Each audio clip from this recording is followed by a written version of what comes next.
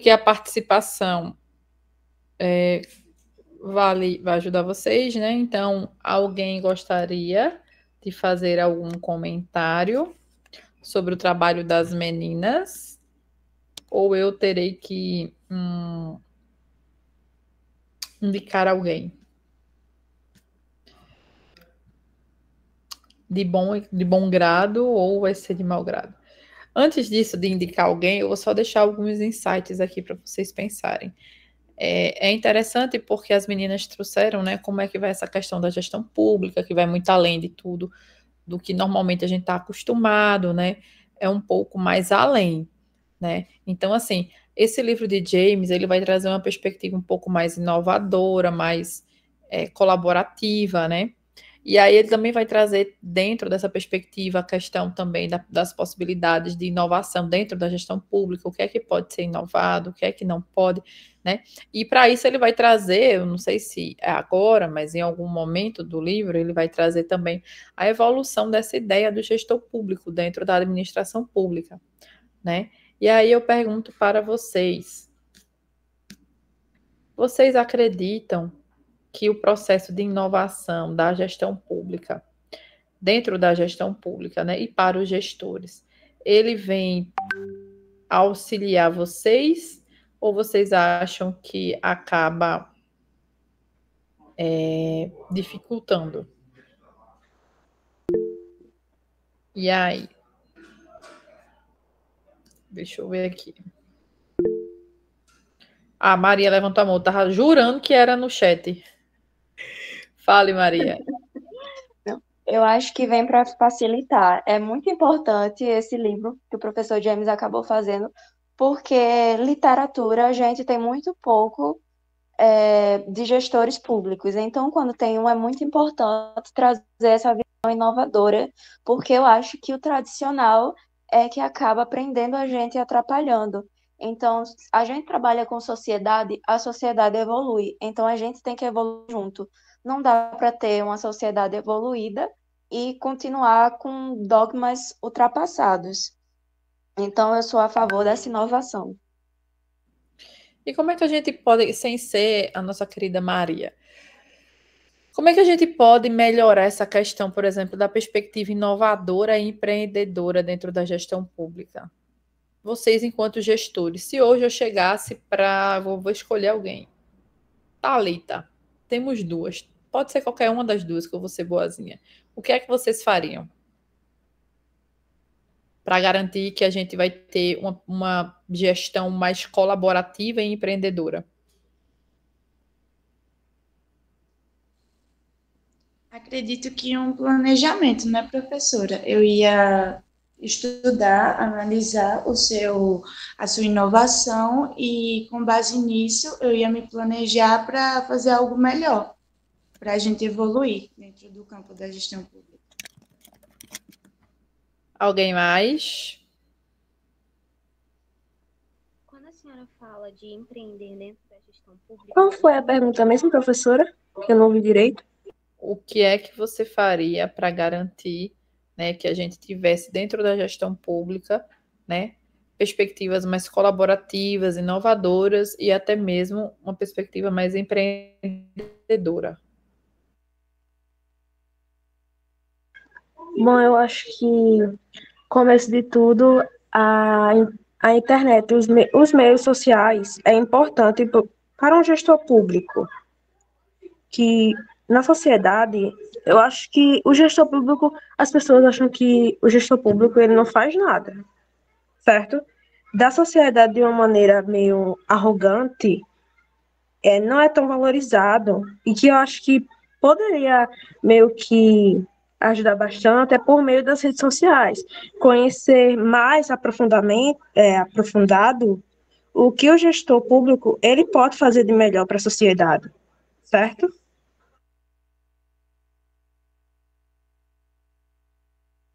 Eu falando... Ai, que ódio, eu tava falando e o microfone desligado. Pode falar, Tainá, eu falando aqui. Era isso que tu ia dizer? Sim, algo que aconteceu comigo um dia desses foi que eu estava trabalhando, aí um moço perguntou o que você estava fazendo na UFPB. Aí eu falei que eu estava fazendo gestão pública. Ele simplesmente olhou para mim e falou: esse é um curso péssimo, não ajuda em Nossa, nada. Exatamente, professora. Eu fiquei meio, né? Porque acho que a sociedade hoje em dia é muito arrogante em questão desse quesito. Acha que também. não serve para muita coisa, né? Sendo que acho que é um das melhores carreiras. Eu acho que eu se. Cadê? Quem levantou a mão? Jé Anderson. Professora, essa fala que nossa colega falou é uma fala muito recorrente, sabe? De pessoas que se apropriam dessa retórica de falar do curso, entende? Só que quando você olha para a grade curricular do curso, é um curso que dá uma abrangência muito grande em vários segmentos, né? Assim, a gente tem vários aprendizados ao decorrer do curso. Então, assim, ao meu ver, essa função de gestor público é uma função que deveria ser do gestor público, mas são outras pessoas que acabam fazendo essas funções e não olham para as demandas sociais. É até um ponto que a gente estava conversando na aula do professor Vico foi sobre a questão do ônibus, né? Ah, por que seria um ônibus com ar-condicionado ou um ônibus sem ar-condicionado? Então, assim, isso é muita gestão pública, porque esse fato desse ônibus sem ar-condicionado que nós já temos e entrar agora um ônibus com ar-condicionado que, entre aspas, vai ser uma coisa mais elitizada, né, agora, porque você vai ter que pagar mais para ter acesso a esse ônibus. Então é algo elitizado, não é algo equiparado, não está se equiparando uma pessoa que tem uma passagem para entrar no ônibus comum ou no ônibus com ar-condicionado. Então, assim, isso se passa muito da gestão pública, porque as pessoas que estão fazendo essa elaboração de políticas ou de coisas que estão trazendo para esse meio, não são pessoas que têm a devida, assim, posso dizer, a formação e até esse olhar para as demandas sociais. Essa é a minha opinião. Alguém concorda ou discorda do nosso querido Jé Anderson? Visto que não, gente, eu acho legal assim que a gente sempre pare para pensar, como eu digo para todo mundo, fora da caixinha, tá? Então, assim, é complicado porque eu acredito que o curso, por ser novo, as pessoas não têm conhecimento. E as pessoas até como é o nome? Acho que é Tainá disse, né? Que as pessoas ficam, mas por quê? Né? Por que a gente vai estudar isso daí? Por que vocês estão fazendo isso? Né? E a gente sabe que é necessário que a população até entenda a importância do gestor público. E talvez até nós estejamos hoje nessa situação atual por causa disso. Por quê? Porque por falta de conhecimento da própria população, isso acaba sendo um pouco complicado. Porque assim, como é que eu vou saber qual a importância do gestor público se eu não sei nem o que é que o gestor público faz? Como é que eu vou cobrar? E de quem é que eu vou cobrar se eu não dou valor nem, por exemplo, ao curso de gestão pública? Se eu não sei nem para que serve, se eu não sei nem o que é que eu vou ser, né? Então, assim, que eu vou ser assim, tipo, eu entrei no curso, olhei e digo, não gostei de gestão pública, eu vou sair. Então, assim, eu acho que é um pouco problemático porque falta muito conhecimento da população em si mesmo sobre o que é, né? Como funciona. Então, essa parte do 1 do livro, que é esse capítulo 1, ele justamente vai mostrar isso, a importância, né, da gestão pública, quais são os conceitos. E eu acho até, deixo aqui uma informação importante para vocês, que vocês também, enquanto gestores, poderiam democratizar esse livro, né? Porque esse livro, ele é em PDF, gente. Assim, eu sei que nem todo mundo tem interesse em ler. Óbvio, por ser uma leitura específica da área de vocês, mas eu acredito que é uma leitura fluida, né, que é interessante e que, assim, serve para tirar todo mundo da ignorância. É isto. Gente, alguém quer falar mais alguma coisa? Se não quiser, a gente já vai continuar para o próximo grupo. A gente vai voltar para o normal, tá? Que é o grupo de Max Weber, que é o grupo que vai falar do livro de Economia e Sociedade, né? Capítulo 3, os tipos de dominação. A gente vai voltar agora para a ordem normal, porque a Aisha, o grupo de Aisha, Tainá, Thalita e Maria Clara tinha que ir para o médico, tá? Alguém tinha que ir para o médico, 2 pessoas. Vamos agora para o grupo de Edson, Cláudio, Val, Thaís, Anderson e Thalita. Enquanto vocês se organizam, pessoas, eu vou pegar uma aguinha, tá? Que eu esqueci. E aí, gente, vocês coloquem... Ah, lembrando, mais uma vez, participação vale, nota, tudo vai ajudar vocês a melhorar a nota, tá? Então, assim, comentem nos trabalhos do coleguinha. Não é aquele comentário maldoso, mas sim aquele comentário, como eu posso dizer, aquele comentário que vai ajudar a gente a refletir um pouco mais sobre isso. Gente, eu só pegar uma água aqui para mim, tá?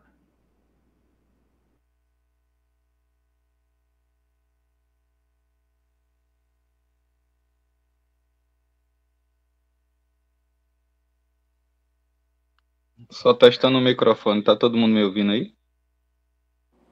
Tá sim, Edson. Tudo certo. Então,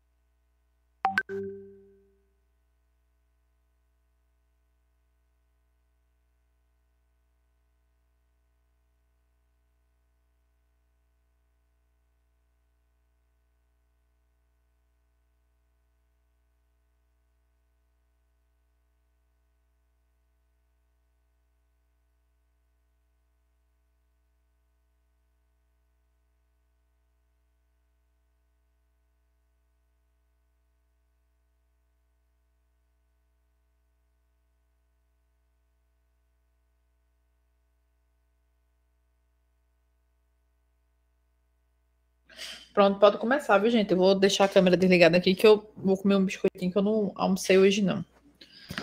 Tô esperando a aula acabar para poder fazer meu almoço. Então, eu não acho justo eu comer e vocês ficarem vendo essa cena. Mas, enfim, pode começar.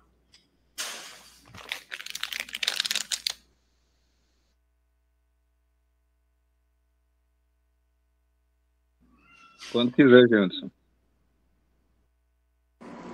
Boa tarde, pessoal. Boa tarde, professora. Pessoal, nós vamos apresentar um trabalho de fundamentos da gestão pública, certo? Nosso trabalho vai ser com base o livro de Marx, Marx, Economia e Sociedade, volume 1, da página 139 a 161.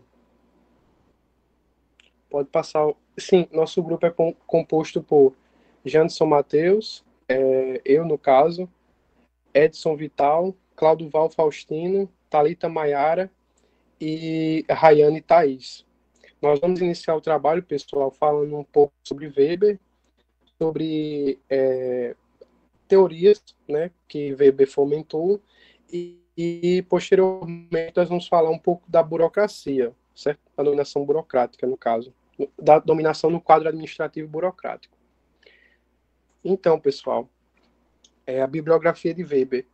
Maximilian Karl Emilian Weber nasceu em Erfurt no dia 21 de abril de 1864.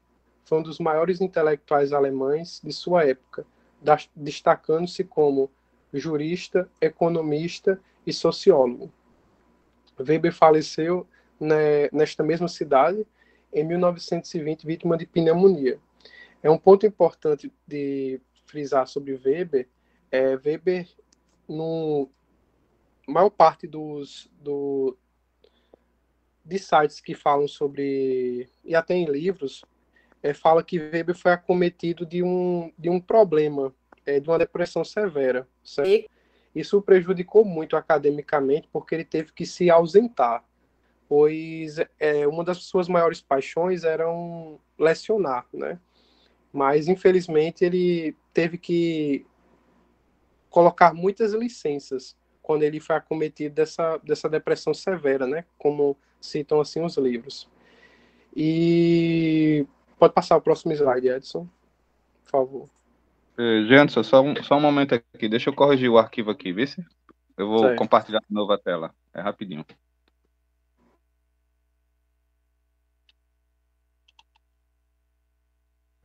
Tô aqui, viu, gente? Aparentemente, mesmo sem eu estar, eu estou.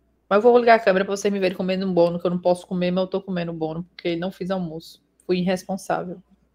Vou compartilhar de novo a tela aqui.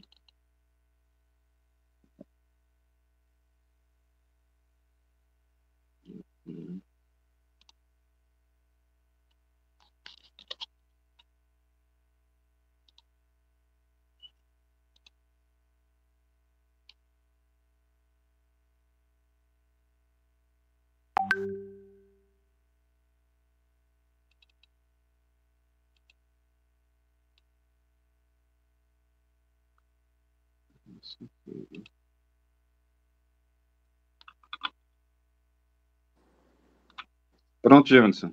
Certo. Peço perdão, pessoal, pela intercorrência. Muito importante também de falar sobre Weber, que eu esqueci de colocar no slide, e também não iria colocar muitas coisas para não ficar algo muito com muitas coisas. Weber tentou também ingressar na carreira política, certo? Porém, ele não obteve sucesso. Acho que é um ponto bastante relevante isso aí. E o contexto histórico em que Weber estava inserido. Weber viveu a transição do século XIX para o século XX. Ele acompanhou de perto o crescimento da organização a organização de um grande Estado e como os cidadãos eram incorporados a essa nova burocracia que regia suas vidas. Existia um Estado forte naquele período em que Weber formulou suas teorias, né, que estava centralizado na figura de Otto von Bismarck, chanceler alemão. Esse ponto é bastante sociológico adotado por Weber, né, o que era possível pensar em ciências da natureza e ciências humanas, se isso poderia ser feito com a mesma exatidão. Isso foi um ponto principal de suas teorias, né? E verificou que era algo impossível, né? Dado que nós somos sujeitos históricos e sujeitos de cultura. Então, vou passar agora a próxima parte para o meu colega Claudio Val, que ele vai falar sobre ação social. Boa tarde. Eu vou falar aqui um pouco para vocês sobre ação social e os tipos, e também sobre um pouco de legitimidade e dominação. Em ação social, Weber caracterizou como a ação que o indivíduo faz, ou seja, nós, em relação à sociedade. O que fazemos com a ação às outras pessoas? Um exemplo é quando temos a iniciativa de ajudar alguém. Isso a gente está refletindo em uma ação social que possivelmente Weber se distanciava de Durkheim.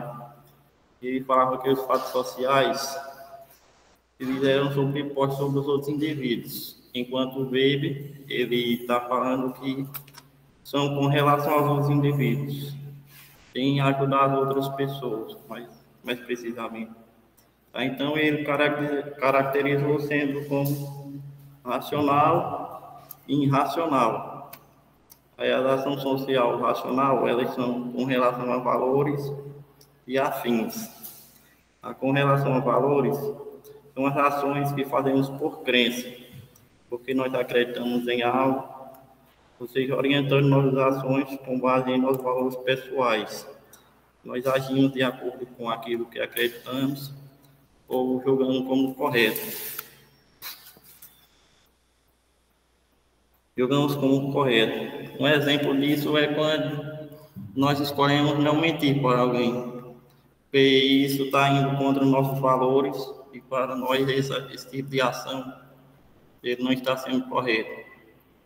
Aí na relação afins, é uma ação que fazemos quando se tem uma finalidade, ou seja, quando temos um objetivo em algo, que temos algo que almejamos mais na frente, porque queremos alcançar algo. Um exemplo do nosso dia a dia é quando a gente vai trabalhar. A gente comete a ação de trabalhar porque a gente quer possivelmente receber o nosso salário, que seria a finalidade. Aí na irracional tem a tradicional e a afetiva. A tradicional é aquela ação em que fazemos por tradição, por um costume, porque sempre tivemos o costume em fazer tal ação, porque nos foi ensinado aquilo desde sempre de criança, passando de geração em geração, de nossos antepassados, e enquanto o indivíduo faz as suas ações de acordo com a tradição de vivências, os costumes da sociedade do qual faz parte. Um exemplo dessa ação tradicional é a celebração da ceia de Natal. Muita gente não faz, mas muita gente faz, levando essa tradição mais adiante. E a irracional afetiva é a ação movida pelo afeto. Quando temos o afeto a algo ou alguém, seja ele de amor, demonstrando sentimento, ou de ódio.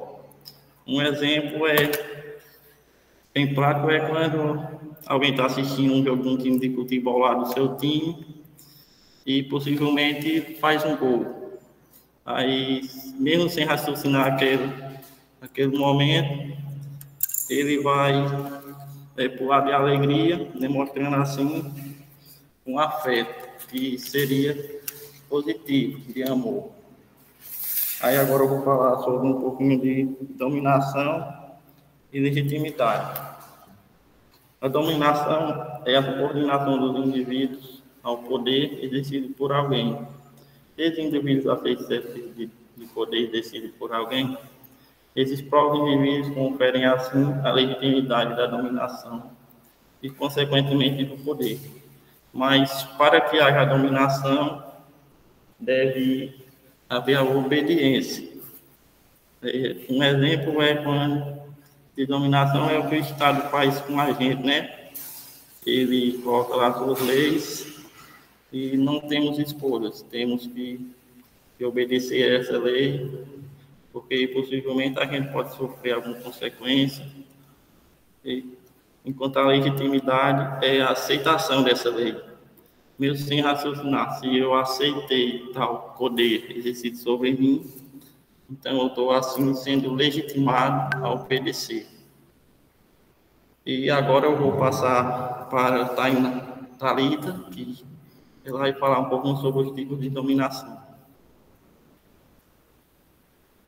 Boa tarde. Eu vou falar sobre a dominação racional e a dominação tradicional. Weber, ele introduziu o conceito de dominação racional para descrever uma forma de autoridade que se apoia na legitimidade das normas e em estatutos estabelecidos. Essa dominação ela tem base na racionalidade e na burocracia. Essa autoridade ela é exercida por meio de leis, regulamentos e procedimentos administrativos formalizados.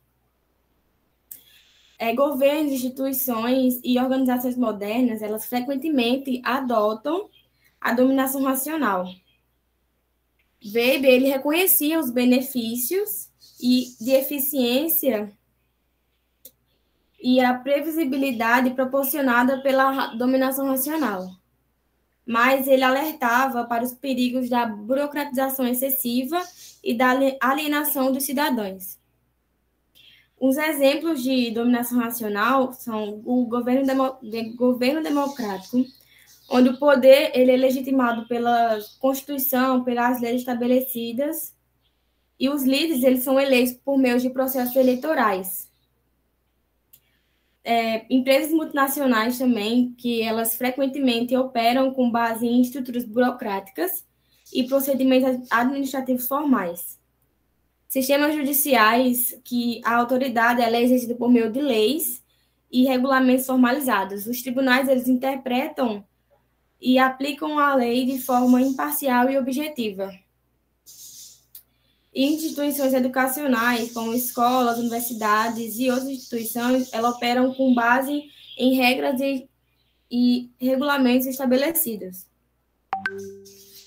Tem também as organizações internacionais, como as Nações Unidas e a União Europeia, que operam com base em normas e procedimentos formalizados. Aqui, as decisões elas são tomadas por meio de processos deliberativos que seguem regras e regulamentos estabelecidos. Aí eu vou falar agora sobre a dominação tradicional, que ela se fundamenta na autoridade histórica, onde o poder ele é legitimado pela continuidade das tradições e pela aceitação geral do sistema vigente. Neste modelo de dominação, a autoridade ela é exercida por figuras tradicionais, como monarcas, aristocratas ou líderes tribais, onde o poder ele é respaldado pela história, pelos costumes e pelos valores culturais. Weber destacava que, embora a dominação tradicional ela pudesse promover estabilidade e coesão social em sociedades onde a tradição é de grande importância, ela também podia ser limitada pela sua inflexibilidade e resistência à mudança. Além disso, ele observava também que havia uma transição da dominação tradicional para a dominação racional em sociedades modernas. Ele argumentava que a dominação tradicional é um dos principais modos de exercício de poder, que se baseava na autoridade transmitida através dos costumes e tradições, mas que está em processo de transformações nas sociedades contemporâneas. Uns exemplos são as monarquias, onde a autoridade ela é legitimada pela tradição e pela linhagem, em chefias tribais, que as comunidades elas tinham estruturas sociais baseadas na autoridade do líder, que podiam ser reconhecidos com base na sua linhagem, na sua idade avançada ou em conquistas militares. Os sistemas feudais, na qual os senhores feudais eles detinham autoridade sobre as terras e sobre as pessoas que habitavam nelas.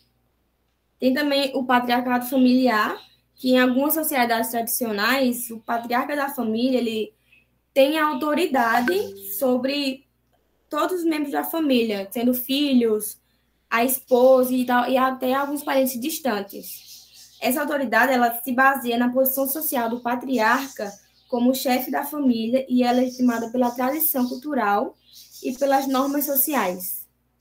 Agora eu vou passar a palavra para a minha colega Thaís, que vai falar sobre a dominação carismática. Oi, gente, boa tarde. Vocês estão conseguindo me ouvir? Oi, boa tarde. Oi, a minha internet está um pouco ruim. Se falhar algum momento, me sinalizem, por favor. Tudo bem. Obrigada. Então, vou falar um pouquinho sobre dominação carismática, certo? Em Economia e Sociedade, Weber descreve esse tipo de dominação como fundamentado na devoção ao líder devido às suas habilidades pessoais excepcionais, as quais são percebidas como únicas, heróicas e até mesmo sagradas. Esse carisma do líder é capaz de gerar uma crença na população de que ele possui capacidades mágicas, reveladoras ou até mesmo heróicas, certo? Que o distingue das pessoas comuns ou mortais. Exemplos puros dessa forma de dominação incluem o profeta, o herói, o guerreiro e o grande demagogo, figuras cujo carisma atrai seguidores e os inspira através de suas palavras e ações. Eu coloquei alguns exemplos aí, exemplos positivos e exemplos negativos sobre dominação carismática.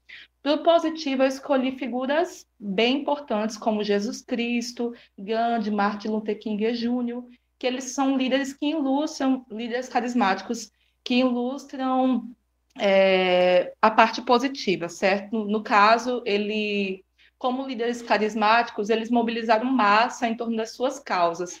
Aí, na parte negativa, tem falando sobre Hitler, Stalin, eu citei, certo? Que demonstraram como o carisma pode ser usado para promover o mal, exercendo controle sobre as massas através de discursos persuasivos e uma presença magnética, certo? Weber destaca a dominação carismática, que a dominação carismática é instável, certo? E pode ser efêmera, porque assim, ao meu ver, e também na visão de Weber, certo? O líder carismático, ele passa a mensagem, uma multidão segue aquela mensagem e segue aquela proposta, digamos assim. Só que ele é instável, porque a partir do momento que aquele líder ele vem a falecer, vamos supor, se não tiver institucionalizada aquela crença, ela morre ali, né? Então, é uma crença estável, segundo Weber, certo?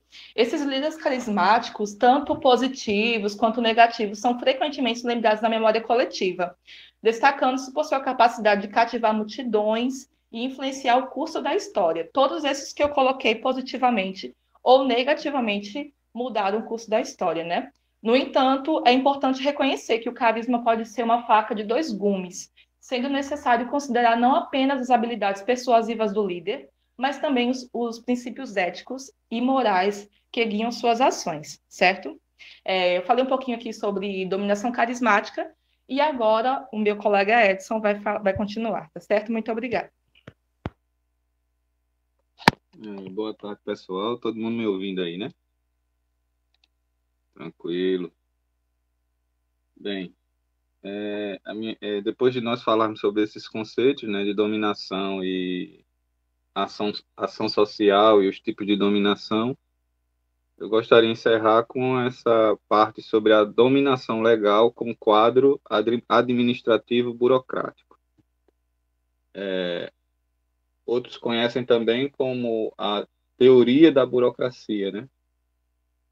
Na década de 40, em oposição às teorias clássicas da administração e das relações humanas, né, que deixavam lacunas, surgiu, né, com vamos dizer assim, com não a publicação, né, porque a publicação foi nos anos 20, mas com a descoberta nos anos 40, né, do livro Economia e Sociedade, de Max Weber, surgiu foi adotado, né, esse modelo que é um modelo de dominação legal, onde enfatiza a racionalização da divisão do trabalho e busca organizar os meios para se obter resultados de maneira eficiente.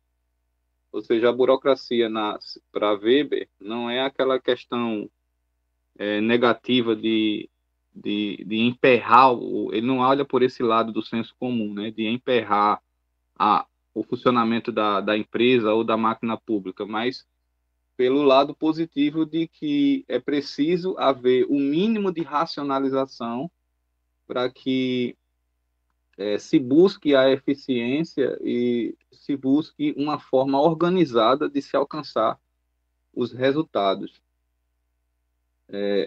Eu gostaria de enfatizar que a burocracia, para Weber, é o modelo, vamos dizer assim, o modelo ideal, o tipo ideal de dominação racional.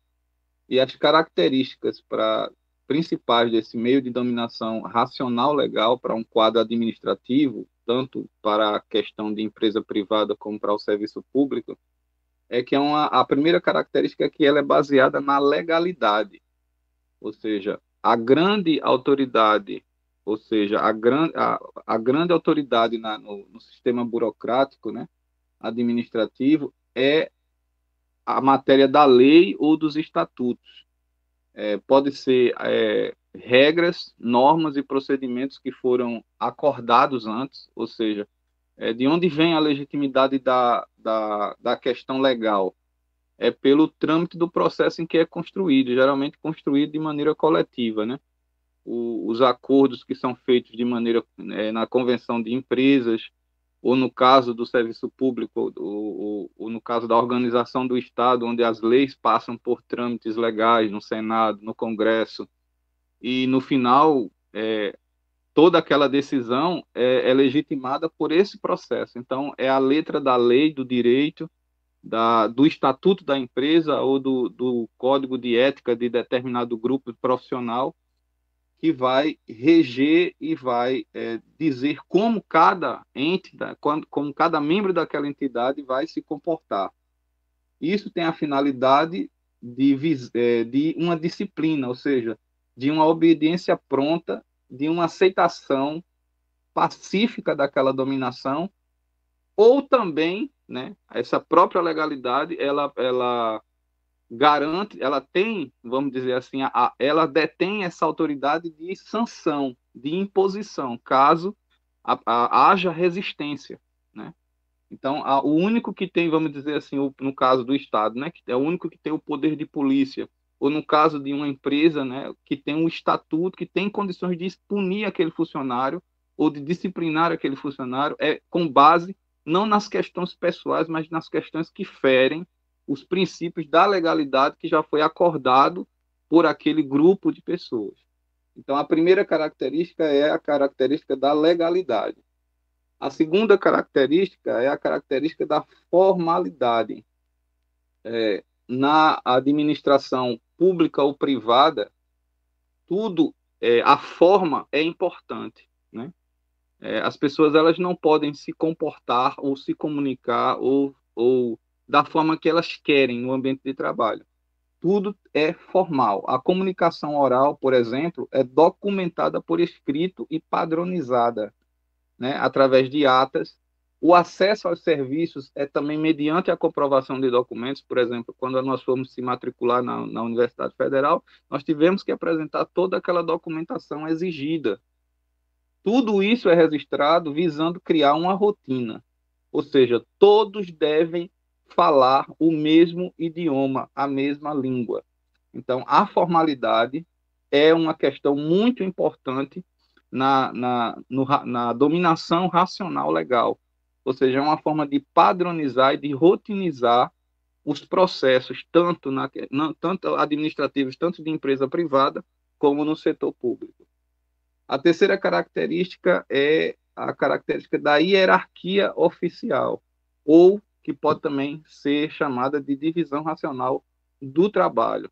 Ou seja, cada um tem a sua especialidade ou responsabilidade. Elas são atribuídas de acordo com os cargos, já com o objetivo de minimizar a questão dos conflitos. Ou seja, existe um corpo administrativo, uma cabeça administrativa que delega as tarefas, existe a autoridade legal, né? No caso, o superior daquela organização, existem os gerentes, existem os supervisores, existem os encarregados, ou seja, tudo está separado, todas as responsabilidades estão separadas em cada cargo, ou seja, tudo isso não é coisa da cabeça, vamos dizer assim, da autoridade institucional, mas tudo isso está discriminado pelas normas e regras da própria instituição.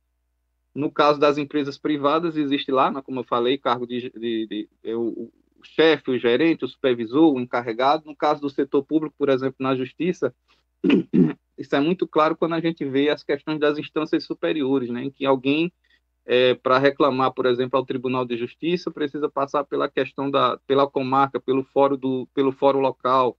Aí tem os tribunais superiores, ou seja, está tudo bem organizado, bem definido a hierarquia na questão da dominação racional legal do quadro administrativo burocrático.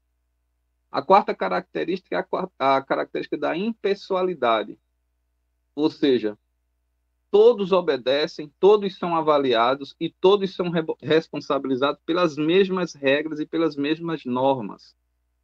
A própria autoridade institucional, quando ela dá uma ordem, ela tem que dar uma ordem baseada na própria legalidade e não pela questão pessoal. Ela não pode avaliar o funcionário por uma questão pessoal, por uma questão de eu não gosto de fulano, não gosto de ciclano. Ou seja, tudo obedece à questão das regras. E quando se obedece, não se está obedecendo à pessoa física, mas sim à autoridade legal e estatutária da empresa ou da repartição pública. Ou seja, os chefes e subordinados devem manter as relações no âmbito profissional previsto nas normas. Então, se vocês perceberem, tudo que eu estou falando sobre as características, tudo baseado na legalidade e nos acordos estatuídos de maneira antecipada. A quinta característica é a característica da separação total, ou seja, o que é da administração burocrática e o que é particular do funcionário. Quem exerce o cargo não é dono do cargo, tanto na empresa privada como no setor público. Ou seja, tem que haver essa separação. O exercício do cargo não dá direito de posse ao cargo, nem dá direito aos bens da empresa. Por exemplo, você pegar o automóvel da empresa e ir, de repente, para uma praia no final de semana. Isso não pode fazer. Pelo menos em tese não é para ser feito dessa forma.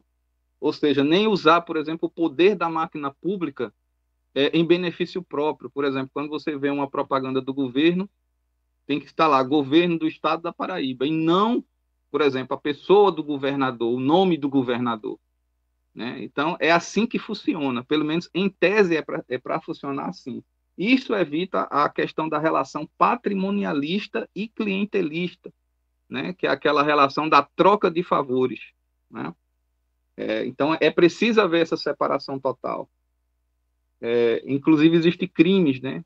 Como concussão, peculato e outras coisas mais relacionadas, por exemplo, à administração pública, sobre essa questão de usar o cargo para obter vantagem, né? Ou beneficiar alguém. E a última característica, para a gente encerrar, é a questão da meritocracia. A meritocracia da dominação racional legal no quadro administrativo burocrático diz que a nomeação do funcionário ou a promoção é feita por seleção baseada na qualificação profissional, ou seja, não é porque eu gosto da pessoa. Deveria ser assim, né? Na comprovação do diploma curricular, na capacitação técnica, ou seja, no caso de uma empresa privada, a gente vai, manda um currículo, aquele currículo é avaliado, depois somos chamados para uma entrevista profissional, e se passarmos por todas aquelas etapas, seremos admitidos, né? Não pela questão pessoal, mas pela questão técnica. E no caso do setor público, quando não são cargos de confiança, né, cargos de confiança da administração, do executivo, né, por exemplo, o primeiro ou o segundo escalão, ali do prefeito, do governador, do presidente, todos os cargos administrativos burocráticos você só tem acesso, né, por concurso, né, por concurso público. Então, essa é a meritocracia da dominação racional legal, tanto para empresas privadas como para o setor público. E aqui a gente conclui, devemos, e aqui eu acho muito importante falar sobre isso, esclarecer que todas essas definições são tipos ideais, criados por Weber. Então, Weber estabeleceu essa tipologia ideal para poder facilitar, né, a compreensão da realidade, já que a gente sabe que a realidade é bem complexa e muitas das vezes diferente de tudo que nós estamos falando aqui. Mas, para facilitar a compreensão, ou até mesmo para a gente continuar nessa luta, né, por essa utopia de cada vez mais se aproximar desse tipo ideal, como dominação racional legal, é que existe toda essa especificidade que a gente fez aqui, criando os conceitos e falando de maneira ideal, né? Tudo tem sua distorção, mas nem por ter sua distorção nós não vamos destruir. A burocracia, ela tem o seu lado ruim, como a Thalita falou, da questão de emperrar, da questão de alienar a pessoa, muitas das vezes, de saber que está obedecendo, sem saber o que está obedecendo, mas isso são distorções que precisam ser corrigidas. E só o exercício contínuo disto é que possibilita o aperfeiçoamento das organizações públicas e privadas, e aqui a gente encerra com a bibliografia, e já gostaria de agradecer a atenção de todos. Muito obrigado, pessoal. Edson, Claudio Val, Thaís, Anderson e Thalita.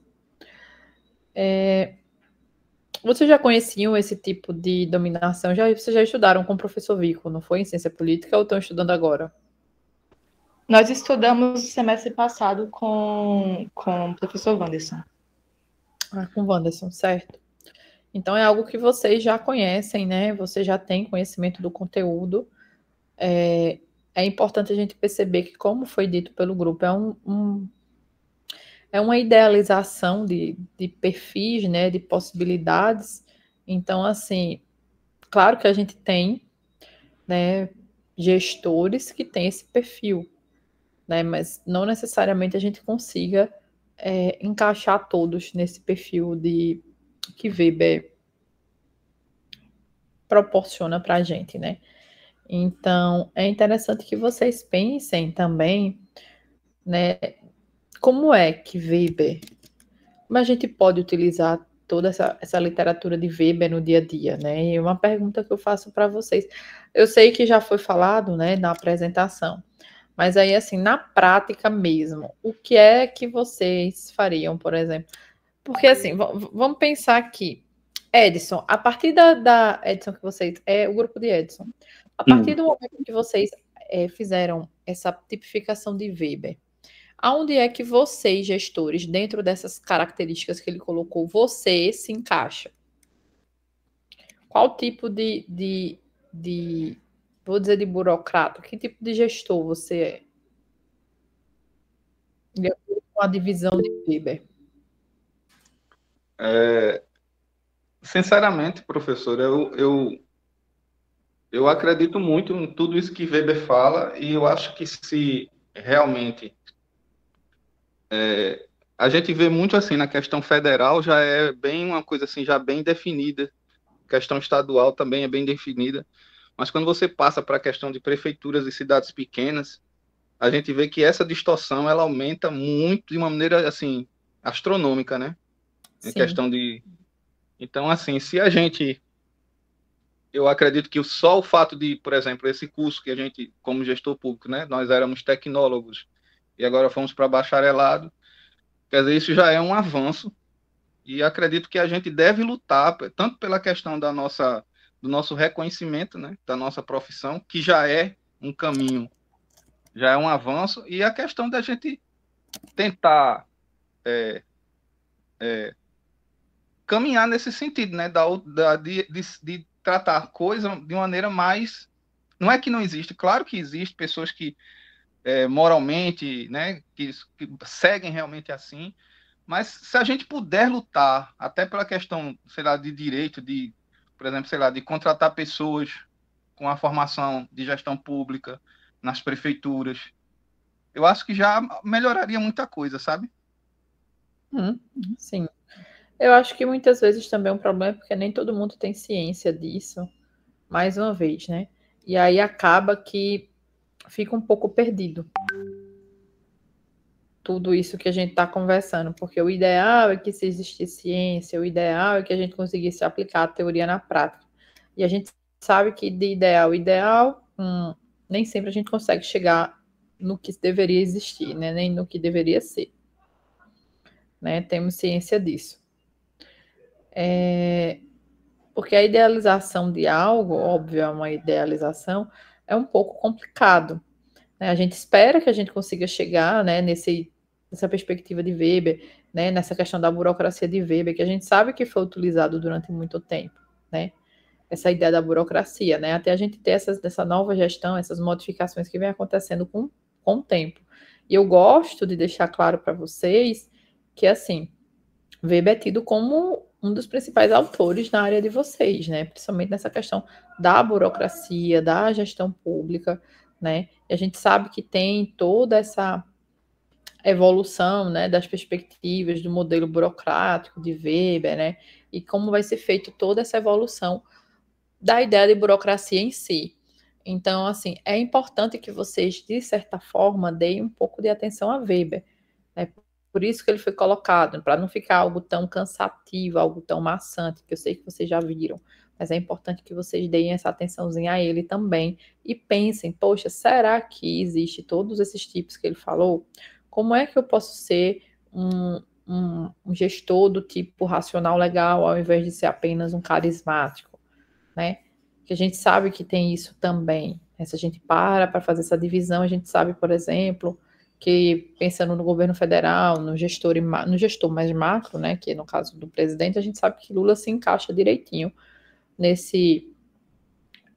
no carismático, né? E se você para pensar também, o prefeito de Recife também se encaixa nesse modelo de gestão, nesse modelo desse perfil carismático também. Vocês já devem ter visto, né, as propagandas eleitorais dele. Eu tenho quase certeza que todo mundo que tem internet hoje, em algum momento, principalmente nesse carnaval, viu a atuação de João Campos, né? Então isso é muito claro, porque assim, aparenta ser algo... Ele é um dos mais seguidos do Brasil. Já foi até feita uma pesquisa do alcance que ele tem.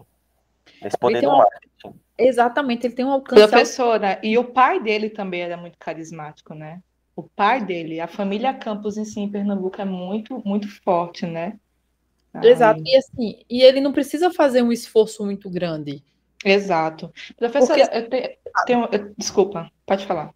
Não, pode falar, relaxa, pode falar. Eu tenho um comentário a ser feito em relação ao curso, foge um pouquinho da temática, mas ao mesmo tempo não.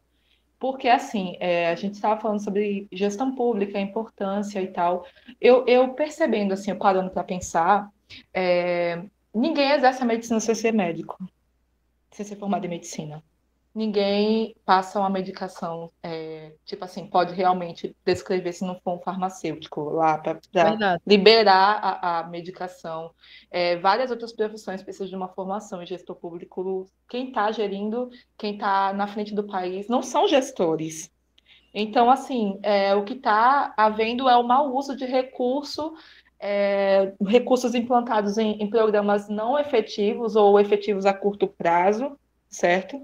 Então, eu acho assim que realmente é muito importante cursos como o nosso e formações como a nossa, sabe? Formar pessoas que estejam preparadas e essas pessoas, sim, ousarem, tentarem ir para frente e tentar mudar essa situação, porque eu acho que a única profissão que eu vejo que não tem assim, pessoas formadas na frente, assim como gestão pública, é jornalismo. Infelizmente, também vai nessa mesma vertente. Mas, enfim, é muito triste perceber isso. Que quem está na frente não é formado. Quem está gerindo não é gestor, né? Infelizmente. É verdade. É verdade. Isso é muito preocupante, porque, como você mesmo disse, para que alguém possa dar aula, tem que ter mestrado e doutorado. Então, por que para ser gestor qualquer pessoa pode ser? Então, por exemplo, e aí entra justamente, vamos colocar em xeque aí o nosso querido João. Será que João Campos, né? Ele teria essa capacidade de ser gestor sozinho? Mas será que ele seria esse boom que ele é hoje, só com a gestão dele? Com a gestão mais, né? Oi, Edson, pode falar. Assim, professora, na verdade, a gente falou sobre os tipos de dominação e se aprofundou na questão da administração pública, porque é o nosso campo de estudo.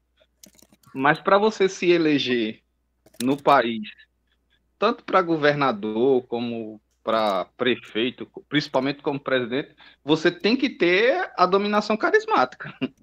Isso é Não necessariamente.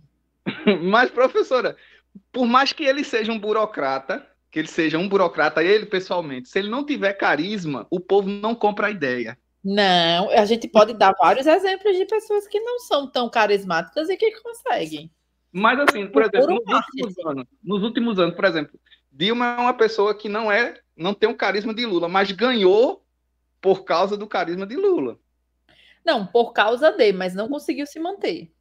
Pronto. Aí você vê Geraldo Alckmin. Geraldo Alckmin, o pessoal chama ele de picolé de chuchu. Alckmin não é carismático e ele não conseguiu se reeleger. Né? Assim, para quem disse que foi em São Paulo, foi um bom administrador, entre aspas, não sei, né? Também ele conseguiu ganhar na sombra de outras pessoas também, né? Ele não nasceu do nada. Ele é o resquício do Mário Covas. Em parte, o que Edson quis dizer é que para ganhar as eleições agora tem que ser um bom marqueteiro. Exatamente. Isso. Não, marqueteiro, ok. Mas, assim, você dizer que você tem que ser você tem que ser carismático, não. Assim, ao meu ver, eu posso estar errada. Mas, ao meu ver, ou você é carismático e conquista pela sua eloquência, pelo seu discurso, ou você representa um discurso que algumas pessoas querem seguir, certo? Que, tipo assim, ao meu ver, certo? É particular isso. Eu não acho o Bolsonaro carismático. Eu não acho ele carismático. O mesmo exemplo. Muito obrigada. Mas, assim, o que ele representa faz várias pessoas seguirem o que ele propõe. Porque é o que várias pessoas querem, o que várias pessoas, digamos assim, idealizam, e ele é a figura que representa essa questão. Então, várias pessoas acabam seguindo mesmo sem ele ser tão carismático quanto o Lula. Isso é verdade. Eu estava vendo, professor, outra professora comentando sobre Lula e Bolsonaro, e ela disse, por exemplo, quem foi eleito no tipo legal, né, legalmente falando, foi o Lula, né, que teve 50% dos votos mais um. E quem não foi eleito arrastou uma multidão, né? E o povo fala até assim, eu já vi muitas pessoas falando esse tipo de discurso que eu não entendo do Bolsonaro, que diz que ele é enviado de Deus. Falam que ele é enviado de Deus e citam também como, obviamente, como se fosse uma divindade. Então isso parte do princípio de uma dominação carismática. A definição é praticamente a mesma da dominação carismática de Bolsonaro. Sim.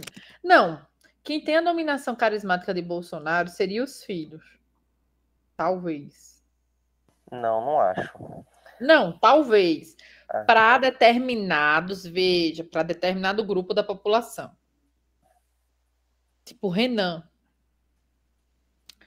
Renan seria um tipo de... Não estou dizendo, mas Renan, ele não está pleiteando nenhum cargo, mas Renan talvez consegue, de alguma forma, ou conseguia ser levemente carismático. Conseguia. Bolsonaro, ele não é carismático. Nenhum dos filhos dele, exceto Renan, eu acredito. A mulher dele é carismática, tá? Tem essa perspectiva um pouco mais carismática. Mas pensando, tipo, hoje, vamos pensar aqui, a nível Paraíba, gente, não precisa ir longe. João Azevedo é carismática aonde?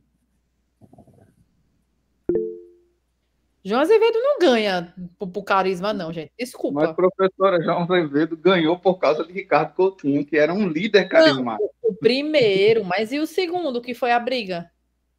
Aí já é uma questão de política, né? Aí eu posso dizer que foi uma questão de acordos políticos, né? Não, mas assim... Mas não necessariamente precisa do carisma para ele conseguir, entendeu? Professora, desculpa, eu queria acrescentar uma coisa assim que eu acho que é bastante relevante também. Tem esse fator que é o nosso assunto, a questão de dominações, né? Mas tem um fator também que foge totalmente desse fator principal que a gente está citando, que é a maior parte, por exemplo, do prefeito. Conheço pessoas que elas votam ainda num prefeito para não perder o seu emprego. E são muitos. Claro.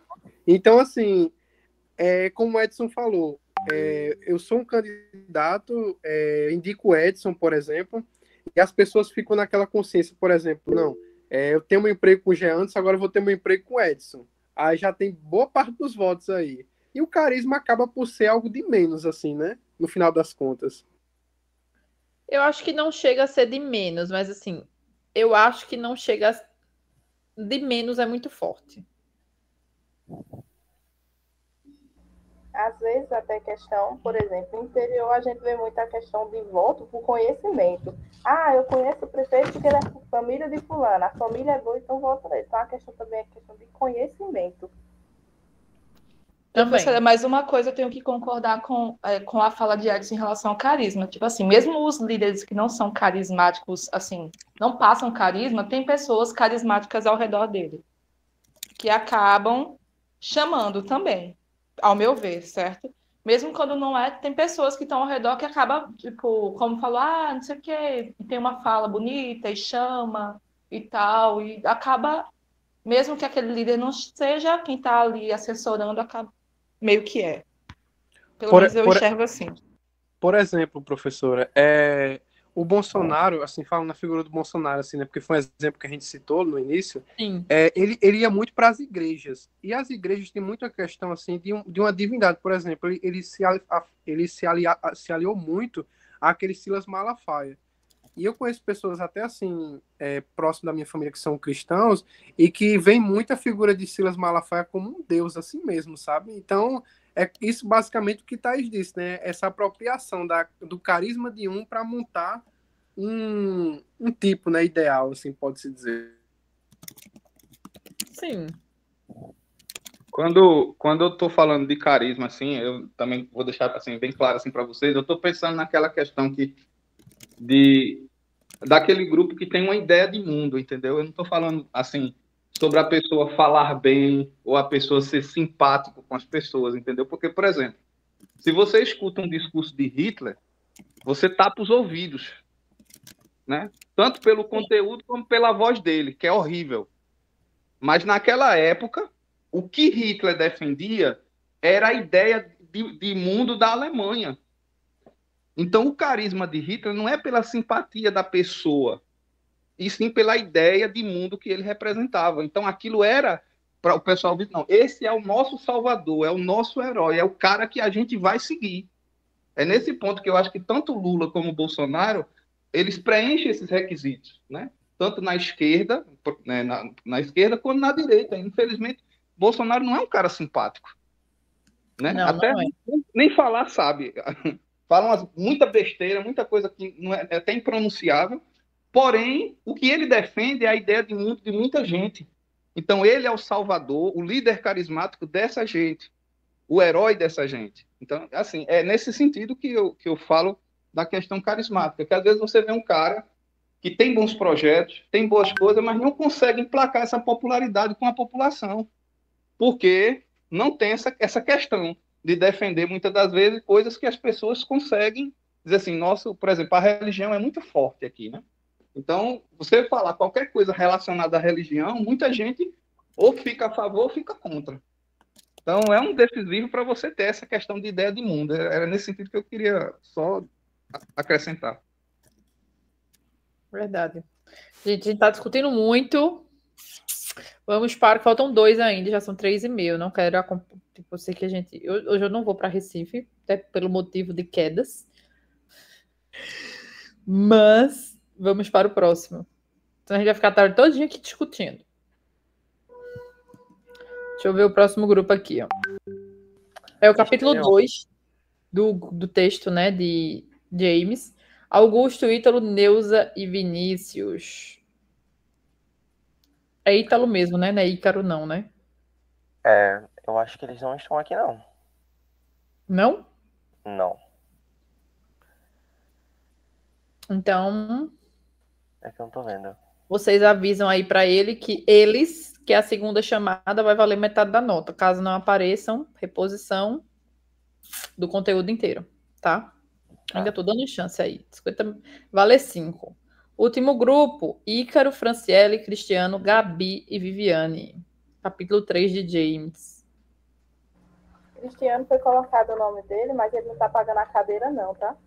Tá não? Então pronto. Já tirei. Ícaro, Franciele, Gabi e Viviane. Pronto, eu vou apresentar aqui, tá? Pode botar. Vai travar um pouquinho, porque a internet não tá muito legal. Tá.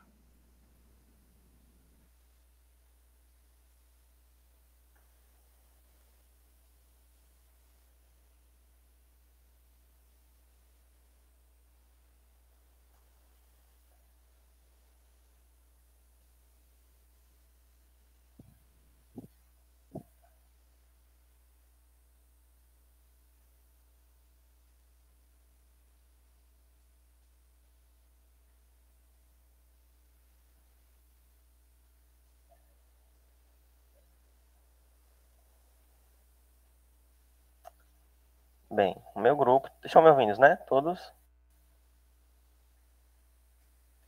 Gente? Sim. Tá.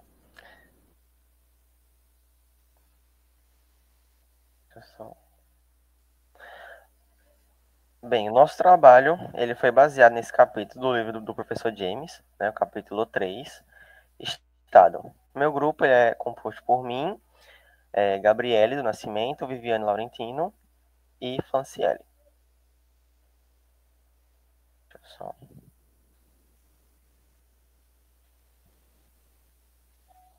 Vai...